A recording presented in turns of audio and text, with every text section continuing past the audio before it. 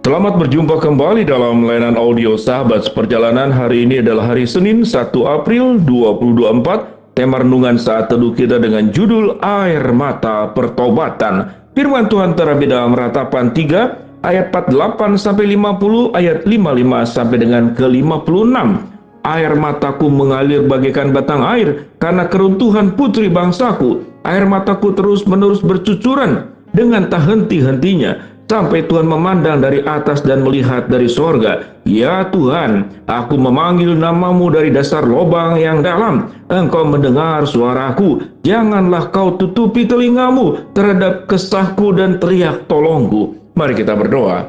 Bapa dalam surga, kami terus ingin belajar bahwa tatkala kami menangis, tatkala kami mencucurkan air mata, maka kami mencucurkan air mata dan kami menangis untuk kehidupan yang benar. Dalam nama Tuhan Yesus kami berdoa. Amin. Dalam sahabat seperjalanan yang dikasihi Tuhan, berbicara tentang nangis, berbicara tentang air mata, itu adalah natur manusia dari mulai bayi lahir menangis. Kemudian dalam pertumbuhannya pun menangis. Lalu kalau kita simpulkan apa yang ditangisi oleh anak-anak sewaktu masih kecil, biasanya berbicara tentang kebutuhannya dia. Waktu kecil belum bisa bicara, maka berkomunikasinya adalah dengan menangis, menyampaikan harapan-harapan dan keinginannya. Tetapi di dalam semuanya itu, tangisan-tangisan itu terus dilakukan oleh manusia. Ada yang menangis karena kebutuhannya, ada yang menangis karena kemanjaan, ada yang menangis karena harapan dan keinginannya itu tidak terlaksana dan tidak tercapai. Bagaimana orang-orang dewasa mungkin menangis tatkala berbuat yang buruk, dia berjudi, dan kala dia menangis. Ada yang menangis mungkin tatkala dalam suasana tertentu, pemilihan tertentu, dia sudah sogok sana, sogok sini, ternyata dia tidak dapat mendapatkan jabatan, lalu hilang semua, maka menangislah dia. Ada yang menangis karena tertangkap berbuat dosa, karena mencuri, karena melanggar hukum, tertangkap oleh aparat hukum, lalu kemudian dijatuhkan sebuah hukuman atas semua perbuatannya, maka dia menangis. Tetapi ada orang-orang menangis itu menangis untuk hal-hal yang benar. Bagaimana seorang ibu menangis tatkala sudah berjuang menumbuh kembangkan anak, tetapi anak dalam jalan yang salah. Bagaimana kita menangis setelah kita berjerih payah mengerjakan seluruh yang terbaik untuk orang yang kita cintai, yang bersangkutan malah mengkhianati kita, malah membohongi kita, malah memfitnah kita, malah menipu kita. Itu pun juga tangisan. Kalau kita melihat tentang air mata pertobatan di dalam kitab Ratapan, kita tahu dengan jelas kitab Ratapan berbicara tentang dosa-dosa yang dilakukan oleh bangsa Israel. Karena mereka itu menyembah berhala, mereka tidak taat kepada Tuhan, sehingga Yerusalem runtuh oleh kerajaan Babel. Kemudian dikatakan bait Salomo yang sudah berdiri 400 tahun hancur dan terbakar. Lalu kemudian apa yang terjadi? Mereka mulai menangis.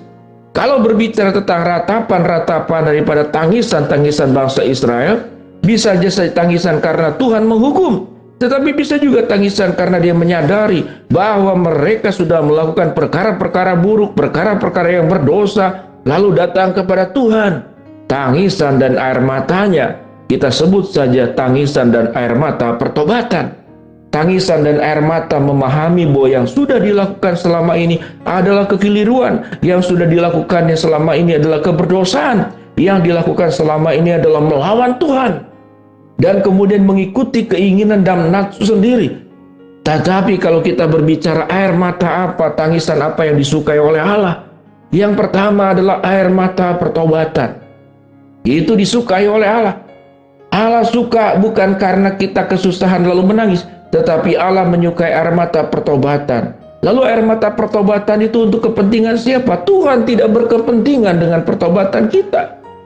Tetapi karena kasihnya Tuhan menginginkan, kepentingannya adalah mencintai kita agar kita tidak terjerumus, agar kita kemudian tidak jatuh dalam genggaman iblis dengan segala antek-antek dan kuasanya.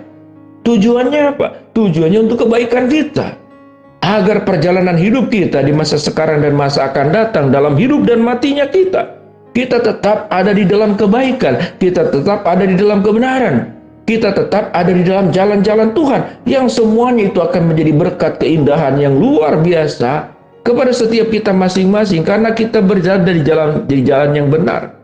Sahabat seperjalanan, kalau melihat TikTok lalu ada sebuah lelucon Google Map yang mengarahkan sesuatu jalan dengan cara keliru, Google Map berkata silakan belok kanan, padahal jelas-jelas yang belok kanan itu jurang. Tentu ini adalah lelucon. Jadi kalau ada nasihat yang salah, nasihat yang buruk, kita tentu tidak mengikuti, itulah kebenaran. Tetapi kalau ada nasihat yang baik, malah kita tidak ikuti, nasihat yang buruk kita itu ikuti. Bukankah ini selain keberdosaan juga kebodohan? Sahabat seperjalanan, Allah sudah merancang kita untuk bisa menangis. Tetapi ada orang yang menangis karena niat jahatnya tidak terlaksana. Ada orang menangis karena niat buruknya itu ternyata tidak sampai. Waktu dia ingin berbuat buruk kepada orang lain malah jadi bumerang, keburukan terjadi kepada dirinya. Kita tahu dengan jelas ada rampok, ada begal, menangis karena dipukulin. Dia sedang merampok, dia sedang menjamret, dia sedang membegal, tertangkap masyarakat. Dia menangis karena mengapa? Bukan karena perbuatannya, menangis karena ingin lepas daripada keroyokan massa. Kadang-kadang masyarakat bisa melakukan main hakim sendiri, main hukum sendiri. Bahkan ada yang sampai kemudian dibakar, dipukuli sampai mati. Sebelumnya pasti menangis. Sahabat seperjalanan, Allah sudah memberikan sebuah sarana kita untuk menangis. Maka menangislah dengan benar. Ternyata di dalam banyak aspek yang kita pelajari hari ini, menangis pun harus benar. Kita tidak hanya diajar oleh firman Tuhan agar kita melihat dengan benar, berbicara dengan benar, mendengar dengan benar, berbuat dengan benar, tapi menangis pun harus benar. Kita harus menangis di dalam hal-hal yang sifatnya itu hidup dalam kekudusan. Kita menangis mengapa kita yang tidak setia, sementara Tuhan setia. Kita menangis mengapa Tuhan memberkati setiap kita masing-masing dengan berkat yang luar biasa. Tapi sewaktu kita dipanggil untuk membagikan berkat, untuk menolong orang lain, menjadi terang dan garam dunia, kita sangat berat untuk melakukannya. Sewaktu kita datang kepada Tuhan, ya Tuhan, aku jauh daripada melakukan kehendak-Mu, tetapi aku sangat rajin melakukan kehendak-Ku dan nafsuku sendiri. Maka di saat itulah kita perlu melakukan yang namanya air mata pertobatan, tangisan pertobatan, dan itu disukai oleh Allah. Ada sebagian jemaat mengatakan Tuhan itu paling suka kalau kita memberikan perpuluhan. Apakah demikian? Tuhan yang kita sembah bukan Tuhan yang miskin. Tuhan suka orang memberikan perpuluhan, benar. Tetapi Tuhan lebih suka mereka yang memberikan hidupnya, sehingga mereka punya ketaatan penuh kepada Kristus, ketaatan penuh kepada kebenaran firman Allah, hidup berjalan bersama dengan Tuhan, hidup dalam kebenaran dengan tangisan pertobatan, agar satu hari kelak nanti sewaktu kita bertemu dengan Tuhan, kita bisa menyatakan kegirangan, kesukacitaan, dan berkata, ya Tuhan, aku sudah berjalan bersama dengan Engkau, berjuang hidup sebagaimana Rasul Paulus. Aku berlari-lari untuk mencapai tujuan, sehingga aku mendapatkan mahkota kehidupan, mahkota yang kekal. Sahabat perjalanan, menangislah untuk sebuah pertobatan, menangislah untuk sebuah kesadaran, menangislah untuk sebuah kesediaan berubah, bagaimana hidup dengan benar, dan menangis juga dengan cara yang benar. Mari kita berdoa. Bapa dalam surga, terima kasih buat kebenaran firman Allah yang sudah mengajarkan kami, agar kami menangis dengan benar. Salah satunya adalah menangis karena tangisan pertobatan. Hamba-Mu berdoa buat sahabat perjalanan yang sedang sakit, Tuhan jamah sembuhkan.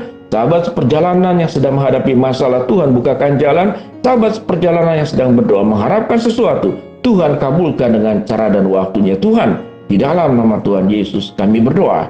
Amin. Shalom sahabat perjalanan, jangan takut menangis kalau tangisanmu itu adalah tangisan pertobatan. Tangisanmu itulah tangisan bagaimana aku bisa hidup berjalan bersama dengan Tuhan untuk selama-lamanya. Shalom.